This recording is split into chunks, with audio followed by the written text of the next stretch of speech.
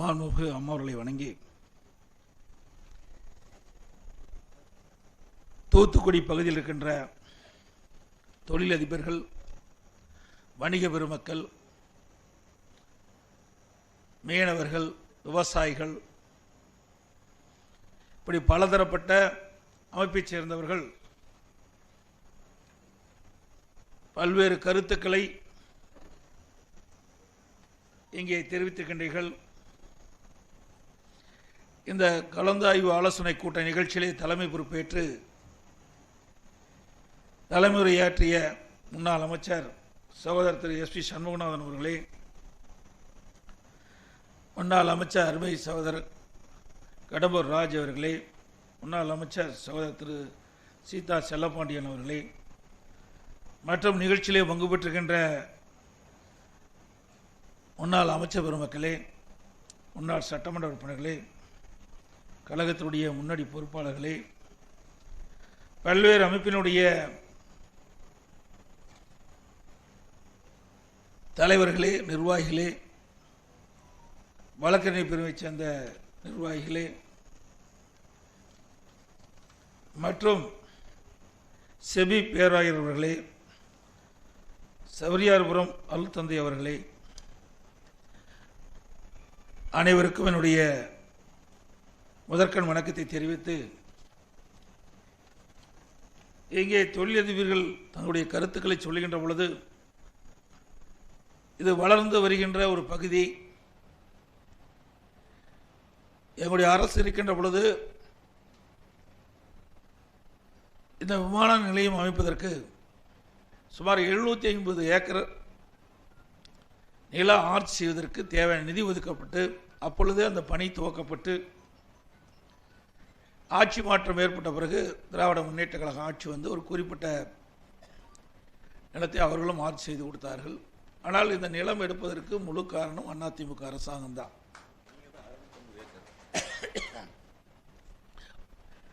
அதே போல இங்கே தொழில் நகரமாக இருக்கின்ற காரணத்தினாலே இந்த பகுதியில் ட்ரேட் சென்டர் வர்த்தக மையம் ஒன்று வேண்டும் என்று கேட்டிருக்கின்றீர்கள். அதிமுக அரசு அமைந்த பிறகு இதற்குண்டான பணியை எங்களுடைய அரசு செய்யும் என்பதை தெரிவித்துக்கிறேன். தூத்துக்குடி மையமாக வைத்து மிகப்பெரிய இண்டஸ்ட்ரியல் ஹப் வேணும்னு கேட்டுக்கிறீங்க. அதையும் அதிமுக அரசு பரிசீலிக்கப்படும் என்று தெரிவித்து, அதோடு இங்கே பேசுகின்றவர்கள் போக்குவரத்து அதிகமாக இருக்கின்றது. ஏற்கனவே அதிமுக ஆட்சி இருக்கின்ற பொழுது BBD சிக்னலில் பாலம் கட்ட வேணும் இப்படி கோரிக்கை வச்சுங்க. நாங்கள் இருக்கின்ற பொழுது அதுக்குண்டான முயற்சி அனைத்தும் எடுத்தோம். ஆனால் நீதிமன்றத்திலே வழக்கு என்ற காரணத்தினால் அது நிலுவையில் இருக்கின்றது. மீண்டும் நீதிமன்றத்தின் மூலமாக தீர்ப்பை பெற்று அந்த பகுதியில் மேம்பாலம் கட்டப்படும். அதே போல் பனைத்தொழிலை பற்றி இங்கே சொன்னார்கள். இந்த பகுதியிலே பனைத்தொழிலில் அதிகமாக ஈடுபட்டிருக்கிறீங்க. அவர்களுக்கு எந்தெந்த விதத்தில் அரசு உதவி செய்ய முடியுமோ அந்தந்த விதத்தில் அவர்களுக்கு உதவி செய்வதற்குண்டான நடவடிக்கை எடுக்கப்படும். உப்பளம் தொழிலாளர்கள் நலவாரியம் ஏற்கனவே அமைக்கப்பட வேண்டும் என்று கேட்டுக்கிறீங்க. அதிமுக ஆட்சி அமைந்தவுடன் அந்த நலவாரியம் அவர்களுக்கு அமைத்து கொடுப்பதற்கான நடவடிக்கை மேற்கொள்ளப்படும். இங்கே விவசாயிகள் சுமார் 53 குளம் இருப்பதாகவும், அதிலே அனைத்து இந்திய அண்ணா திராவிட முன்னேற்ற கழக அரசு இருக்கின்ற பொழுது பெரும்பாலான குளங்களிலே குடிமராமத்து திட்டத்தின் மூலமாக அந்த வண்டல் மண்ணெல்லாம் அள்ளப்பட்டது. மீண்டும் தொடர்ச்சியாக அள்ள வேண்டும். இன்னும் அந்த ஒரு குளத்திலே முழுமையாக அள்ளப்படவில்லை. அந்த தூர் முழுமையாக வாரப்பட வேண்டும் என்ற கோரிக்கை வச்சுக்கணும். அதையும் செயல்படுத்தப்படும் என்ற நேரத்தில் தெரிவித்து, அதே போல் இன்றைக்கி தொழில் எளிதாக அனுமதி பெறுவதற்கு சிங்கிள் விண்டோ சிஸ்டம் நாங்கள் வச்சுருந்தோம். ஒவ்வொரு மாதமும் என்னுடைய முதலமைச்சர் தலைமையில் அந்த கூட்டம் நடக்கும். முதல் மாதத்தில் முதல் வாரத்தில் நடக்கும். அப்போ அந்த சிங்கிள் விண்டோ சிஸ்டத்தில் எந்தெந்த காரணத்திற்காக அனுமதி மறுக்கப்பட்டது என்ற விவரங்கள்லாம் சேகரித்து சம்பந்தப்பட்ட அதிகாரிகள், இந்த அனுமதி கொடுக்கக்கூடிய சம்பந்தப்பட்ட அதிகாரிகளெல்லாம் அழைத்து அவர்களிடத்திலே என்னென்ன பிரச்சனைக்கு என்பதெல்லாம் ஆய்வு செய்து அதற்கென்று ஒரு தனி IAS அதிகாரி நியமித்து யாராவது புதிதாக தொழில் துவங்க வேண்டும் என்று சொன்னால் அந்த அதிகாரிகள் மூலமாக அணுகினால் உடனுக்குடன் அந்த அனுமதி கிடைக்கக்கூடிய சூழ்நிலை நாங்கள் உருவாக்கி தந்தோம். ஆனால் இந்த அரசு அதை அப்படியே கைவிட்டுட்டாங்க. மீண்டும் அதிமுக ஆட்சி வந்த பிறகு சிங்கிள் விண்டோ சிஸ்டத்தை கொண்டு வந்து தொழில் செய்கின்றவர்களுக்கு, ஏற்கனவே தொழில் புரிகின்றவர்களுக்கு ஏதாவது இடர்பாடுகள் பிரச்சனை இருந்தால் அதை உடனடியாக களைவதற்கு உண்டான நடவடிக்கையும் நாங்கள் மேற்கொள்வோம் என்பதையும் நேரத்தில் தெரிவிச்சுக்கிறோம். லாரி தொழில் பற்றி சொன்னாங்க. அதில் லாரி வைத்திருக்கின்றவர்கள் நல்ல சாலை விரிவாக்கம் அதிமுக ஆட்சியில் தான் இருந்தது. நீங்கள் பார்த்தீங்கன்னா 2011 2021 வரைக்கும் நான் தான் நெடுஞ்சாலைத்துறை மந்திரியாக இருந்தேன். அந்த காலகட்டத்தில் தான் நவீன முறையில் எல்லா சாலைகளும் கிராமத்திலிருந்து நகர வரை எனக்கு ஃபேவர் பிளாக் மூலமாக அந்த சாலைகள் தரமாக அமைக்கப்பட்டது.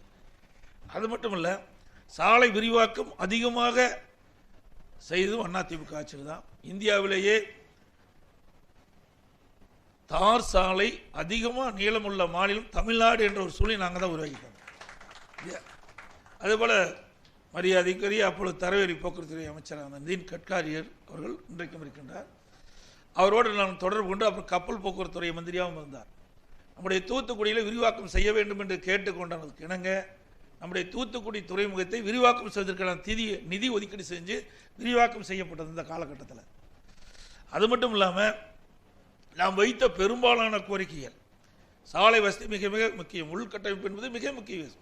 கிழக்கு கடற்கரை சாலை அது மிக மிக அவசியம் என்ற காரணத்தினாலே மத்திய அரசு மூலமாக தொடர்பு கொண்டு நம்ம கோரிக்கை வைத்துடன் அதுக்கு அனுமதி கொடுத்து சாலைக்கு தேவையான நிதிகள் ஒதுக்கப்பட்டு இன்றைக்கு தமிழகத்திலே அதிகமான சாலை விரிவாக்கம் செய்தது அதிமுக ஆட்சியில் தான்.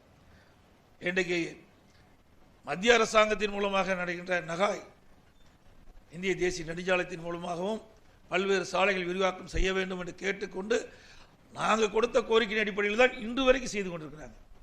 இன்னும் சொல்லப்போனால் இன்னும் பல சாலைகள் விரிவாக்கம் செய்வதற்கு இந்திய தேசிய நெடுஞ்சாலை ஆணையம் அனுமதி கொடுத்தது. ஆனால் இந்த அரசாங்கம் அப்படி கிடப்பில் போட்டாங்க. என்ன காரணத்துக்கு போட்டாங்கன்னு தெரியல.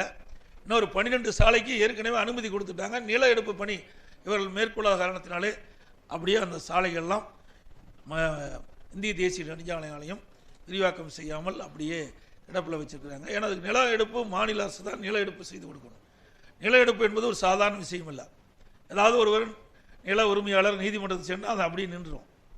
வீடி சிக்னல் போட்டோன்னு நம்ம பாலம் கட்டணும்னு சொன்னால் நீதிமன்றத்துக்கு போனால் நின்றுது.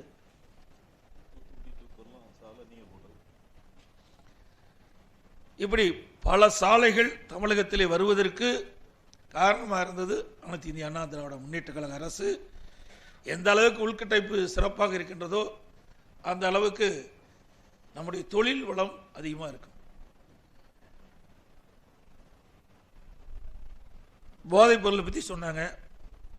மரியாதைக்குரிய நம்முடைய பேராயர்களும் தந்தையர்களும் சொன்னாங்க.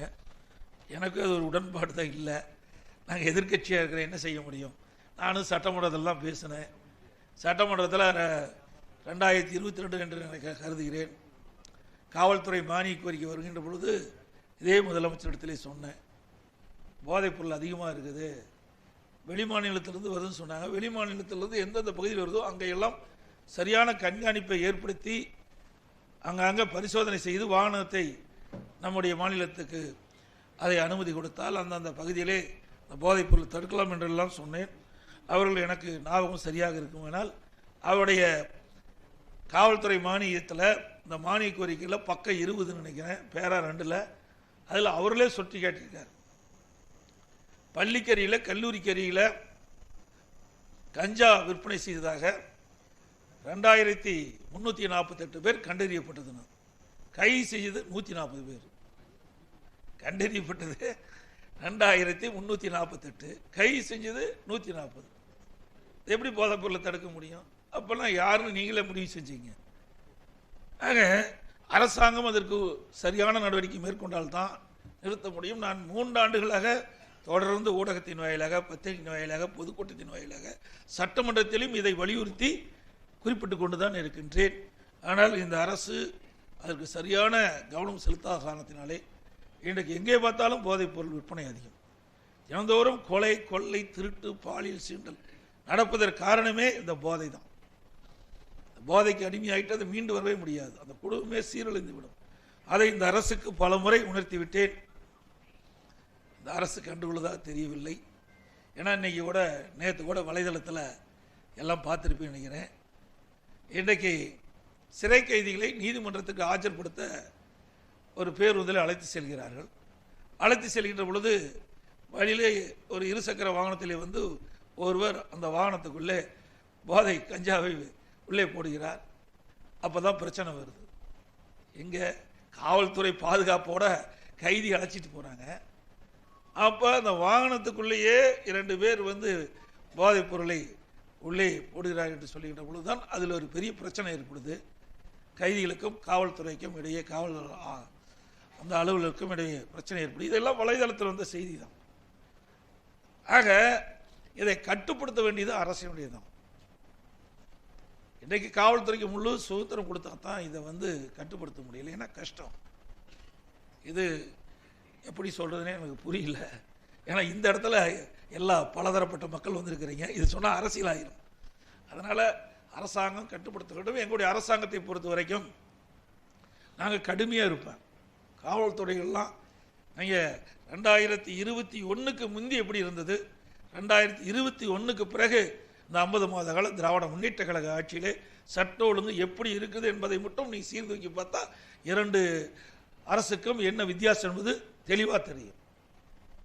ஆகவே இந்த அரசாங்கம் இங்கே இருக்கின்ற மக்களுடைய கவனம் போகும், டிவி வெளியே போகும், முதலமைச்சர் பார்ப்பார்கள் என்று கருதுகிறேன். பிரதான எதிர்க்கட்சி என்ற முறையில் நாங்கள் கோரிக்கை வச்சோம், ஆனால் பல அழுத்தம் கொடுத்தோம், அதை நிறைவேற்றலை. இப்போ மக்களே அழுத்தம் கொடுத்துருக்குறாங்க. இப்போவாவது முதலமைச்சர் இதை பார்த்து தெரிந்து இதற்குண்டான நடவடிக்கை மேற்கொள்ள வேண்டும். இல்லைவிட்டால் உண்மையாலுமே தமிழகத்திலே மக்களுக்கு பாதுகாப்பு கிடையாது, பெண்களுக்கு பாதுகாப்பு கிடையாது. அந்த கஞ்சா போதை நான் பல மருத்துவரிடத்திலே கேட்டிருக்கின்றேன்.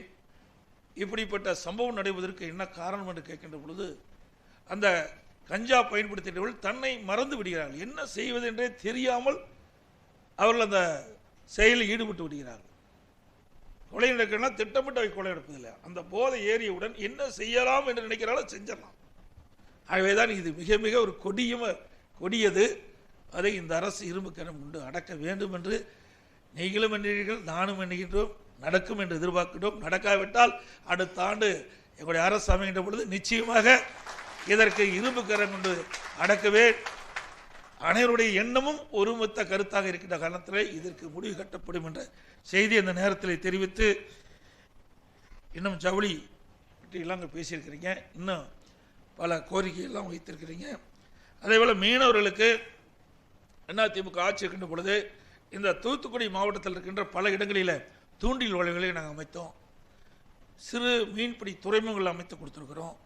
மீனவர்களுக்கு மீன்பிடி தடை காலத்தில் வழங்கப்பட்ட நிதியை உயர்த்தி கொடுத்துருக்குறோம். மீண்டும் அதிமுக ஆட்சி அமைந்த பிறகு மீன்பிடி தடை காலத்தில் கொடுக்கக்கூடிய நிதியை உயர்த்தி வழங்குவதற்குண்டான நடவடிக்கை நாங்கள் மேற்கொள்வோம். மீனவர்களுக்கு பல இடங்களில் வீடுகளை கட்டி கொடுத்துருக்குறோம்.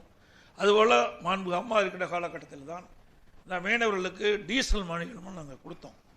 அதேபோல் இயற்கை பேரிடர் வருகின்ற பொழுது பல்வேறு இடத்தில் மீனவர்கள் பாதிக்கப்படுகின்ற பொழுது அந்த படகுகள் சேதமாச்சு. அந்த படகுகளுக்கு சேதமான படகுகளுக்கு தேவையான நிவாரணமும் நாங்கள் கொடுத்தோம். ஆகவே அனைத்து இந்திய அண்ணா திராவிட முன்னேற்ற கழக அரசை பொறுத்த வரைக்கும் பேரிடர் காலத்திலே அனைத்து உதவி செய்யும். ஏன்னா இதெல்லாம் கடற்கரை ஓரமாக இருக்கிற பகுதி, கனமழை புயல்லாம் தாக்கக்கூடிய பகுதி. கடந்த காலத்தில் கூட நம்முடைய தூத்துக்குடி நகரத்தில் கனமழையால் இந்த தூத்துக்குடி நகரமே மிதந்து கொண்டிருந்தது.